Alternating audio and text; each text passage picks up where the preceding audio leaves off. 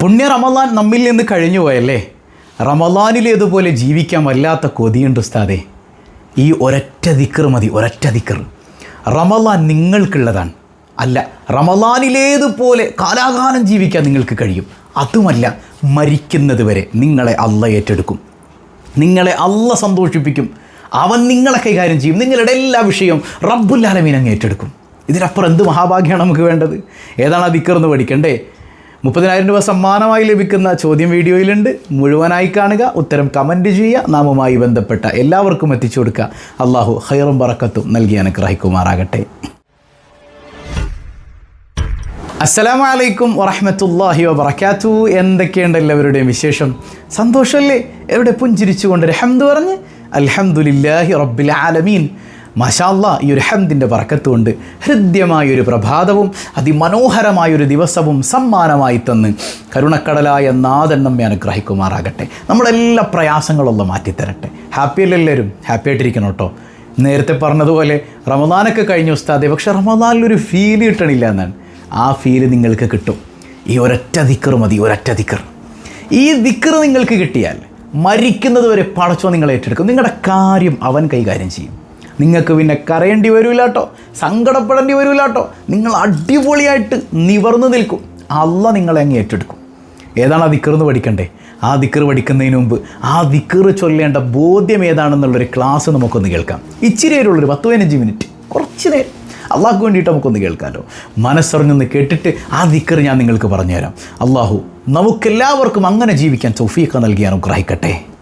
അവരുടെ ഹൃദയത്തിൽ അള്ളാഹു സീൽ വെക്കുമെന്ന് മുഹമ്മദുർ റസൂലുള്ളാഹ്. അവർക്ക് സമാധാനം ഉണ്ടാവില്ല, അവർക്ക് ടെൻഷൻ ഫ്രീ ആയിട്ട് ജീവിക്കാൻ പറ്റൂല. എപ്പോഴും സ്ട്രെസ്സും ഡിപ്രഷനും ഒക്കെ ആയിട്ട് അവരുടെ ജീവിതം താറുമാറായി പോകുമത്രേ. ദേഹേച്ഛകളുടെ പിന്നാലെ അവർ ഓടിക്കൊണ്ടിരിക്കുകയാണ്. എന്നാൽ റമളാൻ നമുക്ക് നൽകുന്ന പാഠം, എന്റെ ദേഹീച്ചയേക്കാൾ എനിക്ക് വലുത് എന്റെ നാഥനാണ്, എന്റെ റബ്ബാണ്, എന്റെ റബ്ബായ അള്ളാഹുവാണ്. കേവലം വൈകാരികമായി ചിന്തിക്കുന്ന ആളുകളാണ് നമ്മൾ. വൈകാരികതകളുടെ അടിമകളാണ്. വൈകാരികതകളെ തോൽപ്പിക്കാൻ കഴിയുന്ന ഇടത്താണ് അള്ളാന്റെ അടിമ രൂപപ്പെടുന്നത്, അല്ലേ? ശരിക്കും ഞാൻ എന്റെ അടിമയായി നിൽക്കുമ്പോൾ എനിക്ക് എന്റെ വൈകാരികതയാണ് വലുത്. എന്നാൽ ആ വൈകാരികതകളെ തോൽപ്പിക്കുന്നിടത്താണ് അള്ളാന്റെ അടിമ രൂപാന്തരപ്പെടുന്നത്. എന്റെ ഭാര്യയോട് ഞാൻ സംസാരിക്കുമ്പോൾ എനിക്ക് ദേഷ്യം വരുന്ന സമയത്ത് ഭയങ്കര ഒച്ചപ്പാടും ബഹളം ഉണ്ടാക്കലൊക്കെ എന്റെ വൈകാരികതയാണ്.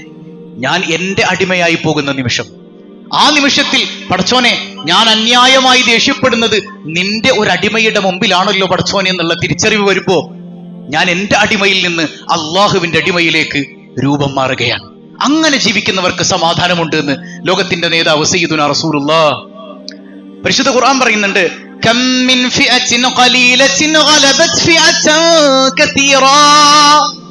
എത്രയെത്ര വലിയ സംഘങ്ങളെയാണ് ചെറു സംഘങ്ങൾ തോൽപ്പിച്ചത്. എത്രയെത്ര വലിയ സംഘങ്ങളെയാണ് ചെറിയ സംഘങ്ങൾ തോൽപ്പിച്ചത്. എന്തേ കാരണം? വലിയ സംഘങ്ങളുടെ മനസ്സ് മുഴുവൻ ദുനിയാവായിരുന്നു. ചെറിയ സംഘങ്ങൾ അവർ എണ്ണത്തിൽ കുറവാണെങ്കിലും അവർ അള്ളാന്റെ അടിമകളായിരുന്നു.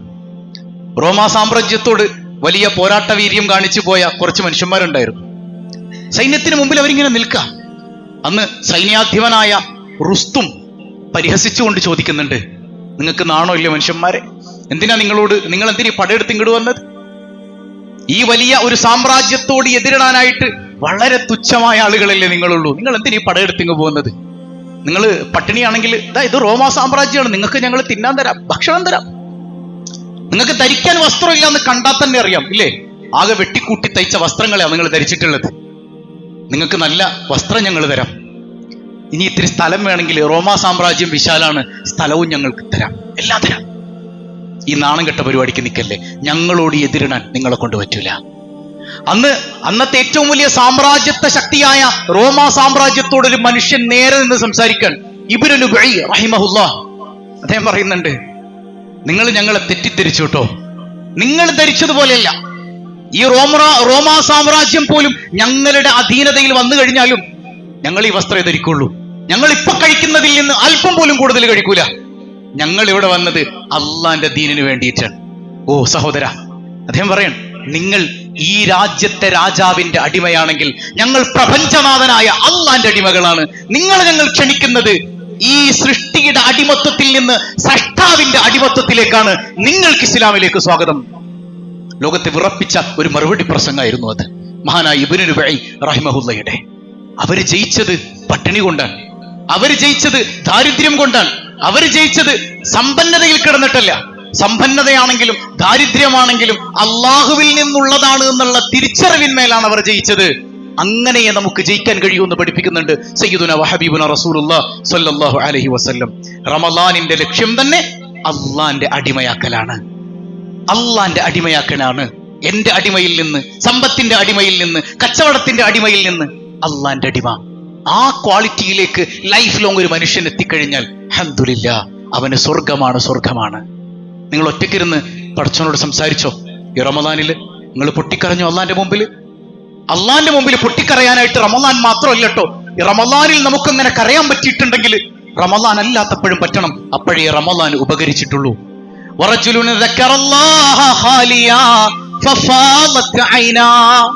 പടച്ചോനെ ഓർത്ത് ഒറ്റയ്ക്കിരിക്കണം മനുഷ്യൻ, അവന്റെ കണ്ണിങ്ങനെ നിറയും അള്ളാനെ ഓർത്തിട്ട്.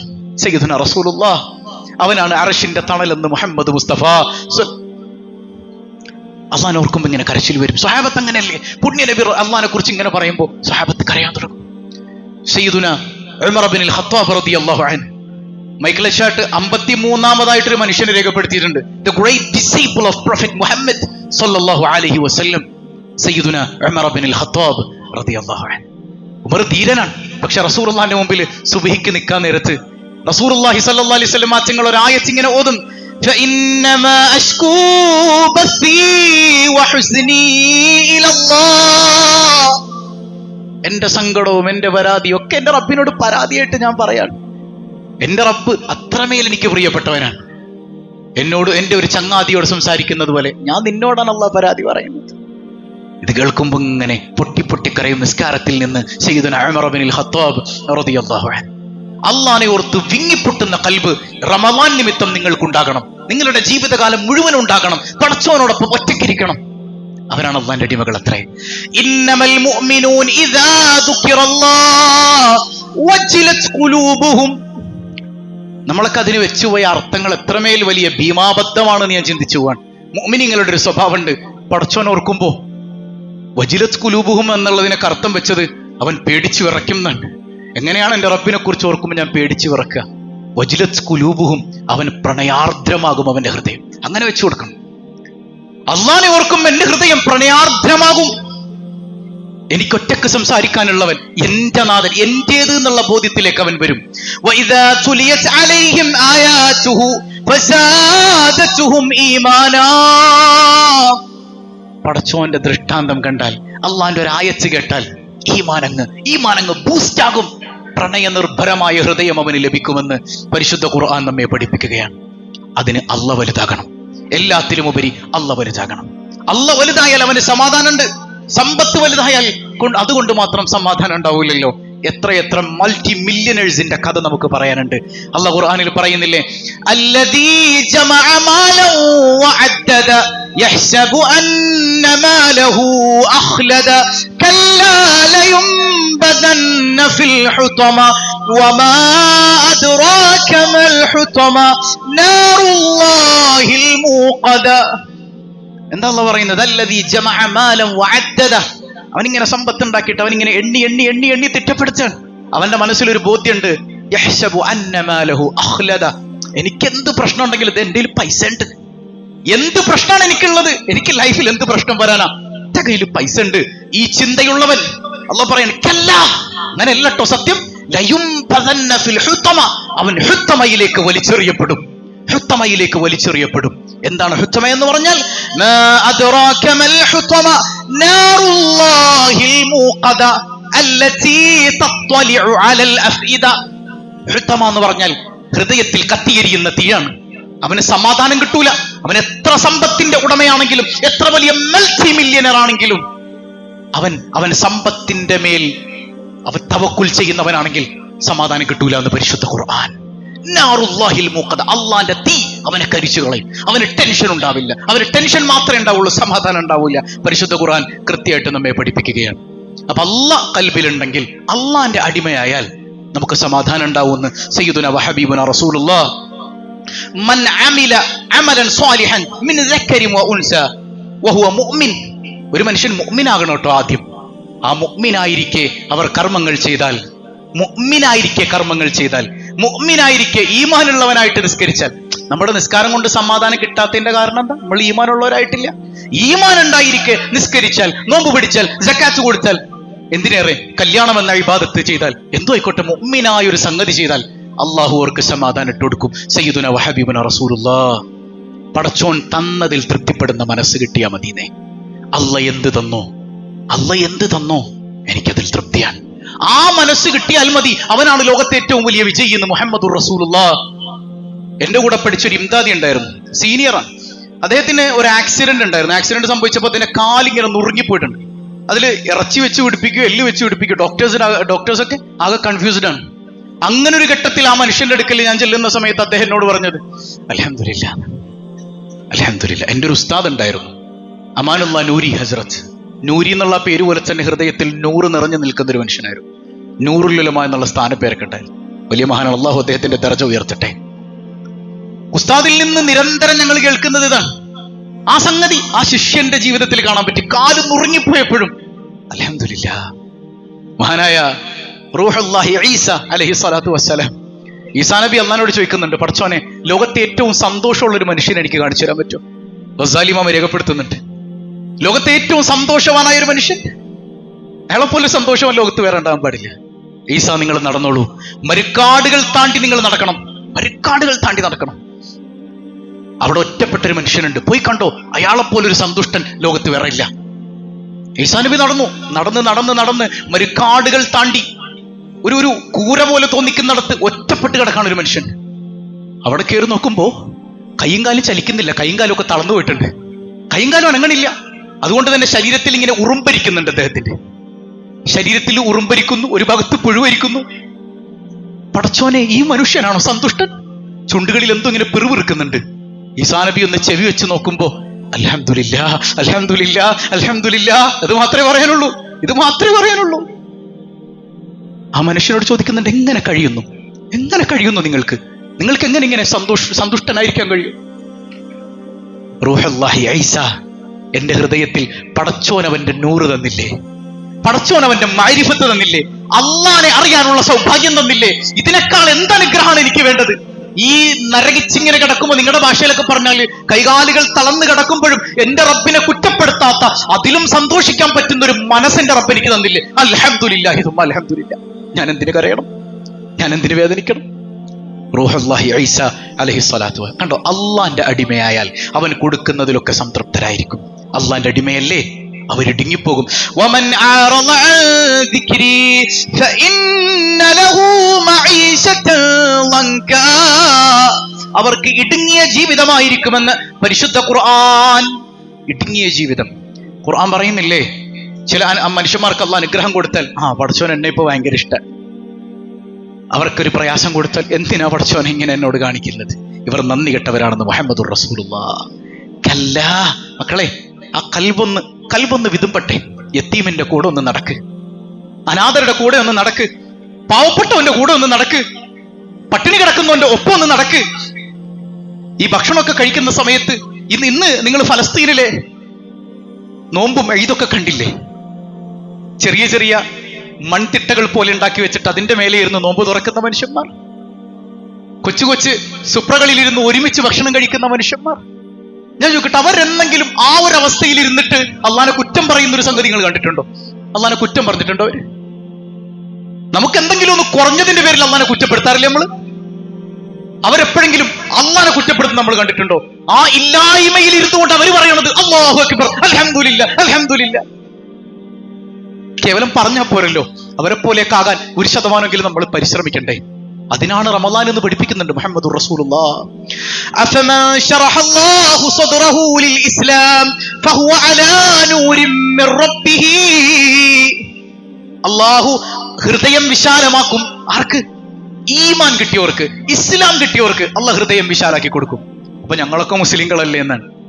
നമ്മൾ യഥാർത്ഥ മുസ്ലിങ്ങളായിട്ടില്ല, യഥാർത്ഥ ഈമാൻ നമ്മുടെ കയ്യിൽ കിട്ടിയിട്ടില്ല. അതുകൊണ്ടാണ് നമ്മുടെ ഹൃദയത്തിൽ വിശാലതയില്ലാത്തത് എന്ന് മുഹമ്മദുർ റസൂലുള്ളാഹ്. ഫവൈലുൽ ലിൽ ഖാസിയതി ഖുലൂബുഹും മിൻ ദിക്രില്ലാഹ്. അല്ലാഹനെ കുറിച്ചുള്ള ചിന്തയില്ലാത്തവർ, ദിക്റുള്ള ഇല്ലാത്തവർ, അവരുടെ ഹൃദയം ഇടുങ്ങിപ്പോകും. സങ്കുചിത മനോഭാവമായിരിക്കും അവർക്ക്, ഭയങ്കര സങ്കുചിതമായി പോകും. അവർക്ക് വിശാലാർത്ഥത്തിൽ ചിന്തിക്കാൻ പറ്റൂല. അവർ അള്ളാന്റെ ദിക്റില്ലാത്തവരാണെന്ന് പരിശുദ്ധ ഖുർആൻ. റബ്ബിന്റെ സൃഷ്ടികളോട് സ്നേഹം വേണം. ആ സ്നേഹമാണ് റബ്ബുൽ ആലമീനിലേക്ക് നമ്മെ എത്തിക്കാം, അല്ലേ? ഇപ്പോ ഈ റമദാൻ സമയത്ത് ഇറാനിലേക്ക് യുദ്ധത്തിന് പുറപ്പെട്ട അമേരിക്കയും ഇസ്രായേലിന്റെയും പിന്നിലൊരു നിഗൂഢ ലക്ഷ്യം എന്താ? ആ യുദ്ധം ചർച്ച ചെയ്യുന്നതിനിടക്ക് നമ്മൾ ഫലസ്തീനിലേക്ക് എത്ര മിസൈൽ അയച്ചാലും എത്ര ബോംബറുകൾ അയച്ചാലും അതൊന്നും ചർച്ച ചെയ്യപ്പെടൂല എന്ന്. പക്ഷെ നമുക്ക് മറക്കാൻ പറ്റും, നമ്മുടെ പ്രിയപ്പെട്ടവരാണവർ. ഒരിക്കലും ഫലസ്തീനികൾ തോൽക്കില്ലല്ലോ. നമ്മൾ പറഞ്ഞിട്ടുണ്ട് അതില്ലേ, ഒരിക്കലും ഫലസ്തീനികൾ തോൽക്കൂ, മരിക്കും, അവരെ കൊല്ലാൻ കഴിഞ്ഞേക്കും, ആ പ്രദേശം തന്നെ ഇല്ലാതാക്കാൻ പറ്റിയേക്കും. തോൽപ്പിക്കാൻ പറ്റൂലല്ലോ. ഒരു മുസ്ലിമിന്റെ ജയം എവിടെ കിടക്കണേ?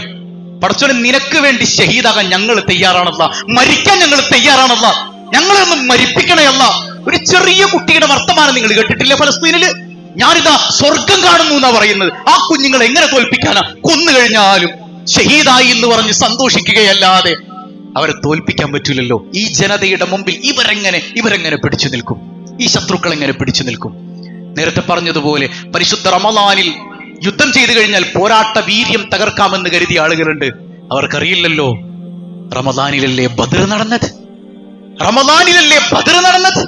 ആ പോരാട്ട വീര്യം ഉൾക്കൊള്ളുന്ന ഈമാനുള്ള മുഅ്മിനുകളെ എങ്ങനെയാണ് അവർക്ക് തകർക്കാൻ കഴിയുക? അപ്പൊ പ്രിയപ്പെട്ട സഹോദരങ്ങളെ, നമ്മൾ അള്ളാന്റെ അടിമയായാൽ എല്ലാവരോടും കരുണ നമുക്ക് തോന്നും. സ്വഹാബത്തിനോട് പറയുന്നുണ്ട്, സ്വഹാബ, നിങ്ങൾ കാരുണ്യമുള്ളവരാകണം. കുല്ലുനാ റഹീമുൻ യാ റസൂലല്ലാഹ്, ഞങ്ങൾ എല്ലാവരും കരുണയുള്ളവരാണ്. നിങ്ങളുടെ മൂത്താപ്പാനോടും കൊച്ചാപ്പാനോടും അയൽക്കാരോടും പരിചയമുള്ളവരോടും കരുണ ചെയ്യുന്ന കാര്യമല്ല. റഹ്മത്തുൽ ആമ്മ, എല്ലാത്തിനോടും കാരുണ്യം, സർവസ്വത്തോടും കാരുണ്യം. ജീവനുള്ള മനുഷ്യനെന്നല്ല, ജീവനുള്ള ഏതൊന്നുണ്ടോ എല്ലാത്തിനോടും കാരുണ്യം. ഒരു മൃഗത്തോട് പോലും കാരുണ്യം, നായയോട് കാരുണ്യം. ഒരു പൂച്ചയെ വേദനിപ്പിച്ചതിന്റെ പേരിൽ നരകത്തിലായി പോയ സ്ത്രീയെ കുറിച്ച് പുണ്യനബി പഠിപ്പിക്കുന്നുണ്ട്. നായക്ക് വെള്ളം കൊടുത്തതിന്റെ പേരിൽ സ്വർഗത്തിൽ പോയവരെ കുറിച്ചും പഠിപ്പിക്കുന്നുണ്ട്. അത്രമേൽ അള്ളാഹുവിന്റെ ഹൽക്കുകളെ, പടച്ചോന്റെ സൃഷ്ടികളെ ചേർത്ത് പിടിക്കാൻ കഴിഞ്ഞാൽ അവരാണ് വിജയികൾ. അവരെ അള്ളാനെ അറിയൂ. ആ ബോധ്യമാണ് റമളാനിൽ നിന്ന് നമുക്ക് കിട്ടേണ്ടത്. നമ്മുടെ ഹൃദയം ആർദ്രമാകണം. മറ്റുള്ളവരുടെ പ്രയാസങ്ങൾ അവരുടെ കണ്ണുകൊണ്ട് കാണാൻ കഴിയണം. പലപ്പോഴും നമ്മളോട് പറയാത്ത ആളുകൾ ഉണ്ടാകും, വിഷമതകളൊക്കെ. അവരെ തേടിപ്പിടിച്ചിട്ട് അവരുടെ കണ്ണീരൊപ്പാൻ കഴിയണം. എങ്കിൽ നമുക്ക് സമാധാനം വാഗ്ദത്തം ചെയ്യുന്നുണ്ട് അല്ലാഹു റബ്ബുൽ ആലമീൻ. അൽഹംദുലില്ലാ, എല്ലാവരും കേട്ടില്ലേ? ഏത് ഘട്ടത്തിലും അള്ളാനെ തൃപ്തിപ്പെട്ട് ജീവിക്കലാണ്. എൻ്റെ റബ്ബ് എന്താണോ എനിക്ക് തരുന്നത്, അൽഹംദുലില്ലാ, I am happy with that, ഞാനതിൽ തൃപ്തനാണെന്നുള്ള ബോധ്യം. ആ ബോധ്യത്തിൽ നിന്നുകൊണ്ട് നമ്മളിന്ന് പറഞ്ഞ ദിക്റുണ്ട് അല്ലേ, ആ ദിക്റ് ചൊല്ലിയാൽ ദുനിയാവിൽ അല്ലാഹ് സന്തോഷം തരും, ആഖിറത്തിൽ അല്ലാഹ് സന്തോഷം തരും. എല്ലാം തന്ന് പടച്ചോനങ്ങ് ഏറ്റെടുക്കും. ഏതാണ് ദിക്റ്? റളീതു ബില്ലാഹി റബ്ബ വബിൽ ഇസ്ലാമി ദീന വബി മുഹമ്മദിൻ നബിയ. റളീതു ബില്ലാഹി റബ്ബ, എൻ്റെ റബ്ബായി അല്ലാഹനെ ഞാൻ തൃപ്തിപ്പെട്ടു എന്ന് പറഞ്ഞാൽ എൻ്റെ റബ്ബ് എന്ത് തന്നാലും എനിക്ക് തൃപ്തിയാണ് ഇല്ലേ. വബിൽ ഇസ്ലാമി ദീന, എൻ്റെ മതമായിട്ട് ഇസ്ലാമിനെ ഞാൻ തൃപ്തിപ്പെട്ടു. വബി മുഹമ്മദിൻ നബിയ, എൻ്റെ നബിയായി മുഹമ്മദ് മുസ്തഫ സല്ലല്ലാഹു അലൈഹി വസല്ലം തങ്ങളെ ഞാൻ തൃപ്തിപ്പെട്ടു എന്നാണ്. ഒന്ന് ചൊല്ലിക്കേ, റളീതു ബില്ലാഹി റബ്ബ വബിൽ ഇസ്ലാമി ദീന വബി മുഹമ്മദിൻ നബിയ. റളീതു ബില്ലാഹി റബ്ബ വബിൽ ഇസ്ലാമി ദീന വബി മുഹമ്മദിൻ നബിയ. റളീതു ബില്ലാഹി റബ്ബ വബിൽ ഇസ്ലാമി ദീന വബി മുഹമ്മദിൻ നബിയ. എല്ലാ ദിവസവും മഗ്‌രിബിന് ശേഷം ഒരു 11 തവണ മനസ്സറിഞ്ഞ് ചൊല്ലിക്കോ. അതൃപ്തിയാണെന്നുള്ള ബോധ്യത്തിൽ ചൊല്ലണം കേട്ടോ. പിന്നെ നിങ്ങളുടെ ലൈഫ് അടിപൊളിയാവും. അള്ളാഹു തൗഫീക്ക് നൽകി അനുഗ്രഹിക്കട്ടെ. കഴിഞ്ഞ ദിവസം നമ്മൾ ചോദിച്ച ചോദ്യം എന്താണ്? മുത്തുനബി സല്ലല്ലാഹു അലൈഹി വസല്ലം തങ്ങളുടെ അടിമയാണ് ഞാനെന്ന് പ്രഖ്യാപിച്ച സ്വഹാബി സയ്യിദുന സൽമാനുൽ ഫാരിസി റളിയല്ലാഹു അൻഹു ആണ്. മറ്റു പലരുണ്ട്.